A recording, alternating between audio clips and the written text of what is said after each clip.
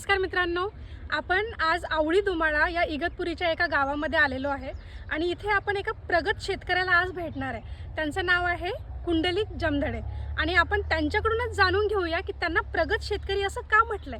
तर चला बघूया।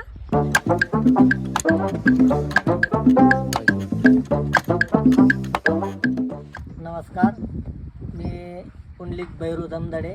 माझं शिक्षण झाल्यानंतर आमच्याकडे जरा परिस्थिती जरा बेताची असल्यामुळं मला पुढचं शिक्षण घेता आलं नाही। आमचे आई आणि वडील हे सर्व पारंपरिक पद्धतीने शेती करायची। आधुनिक शेती कशी करता येईल यासाठी मी खूप असे प्रयत्न केले।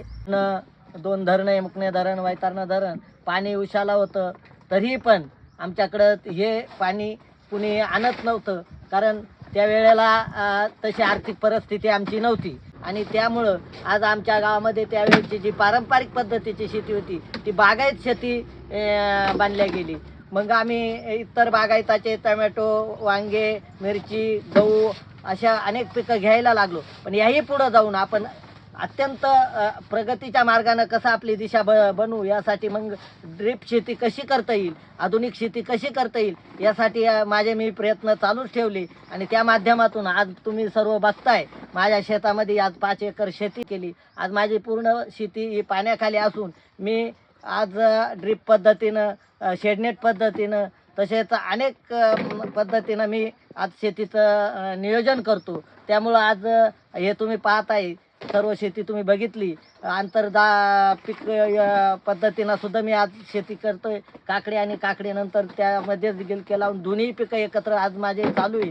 त्याच्यातून त्या माध्यमातून आज भरघोस असं उत्पन्न मला मिळत आहे आणि आमचं कुटुंब एक प्रगतशील मार्गाकडे आज वाटचाल करत आहे आणि याच्या माध्यमातून माझा मुलगा पण शेतीच्याच व्यवसायात, मी त्याला कुठं नोकरी करायची नाही, कुठं नोकरी करण्यासाठी काही गरज नाही, कोणाच्या ताब्यात पण जायचं नाही। स्वतःचं ध्येय, स्वतःचं चिकाटी ही स्वतःच उभी करून आज मी माझं कुटुंब, माझा घर दार, गाडी, सर्वची सर्व ज्या सुविधा माझ्या पाहिजे होत्या, जे स्वप्न होतं ते स्वप्न आज मी शेतीच्याच माध्यमातून मी पूर्ण केलेलं आहे, कष्टाच्याच माध्यमातून पूर्ण केलं आहे। आणि याही पुढं मला असं वाटतं की मी लोकांना संदेश देऊ इच्छितो का जीवनामध्ये जर चिकाटी, ध्येय आणि माणसाची कर्तबदारी जर असेल तर निश्चितच शेती ही सर्वोत्तम उत्पन्नाचं साधन आहे। फक्त तिला त्या पद्धतीनं आपण जोपासलं पाहिजे। आपण जसं आपल्या बाळाला जीव लावतो त्या पद्धतीनं आपल्या शेतीमध्ये आपण त्या पिकाला जीव लावलं तर निश्चितच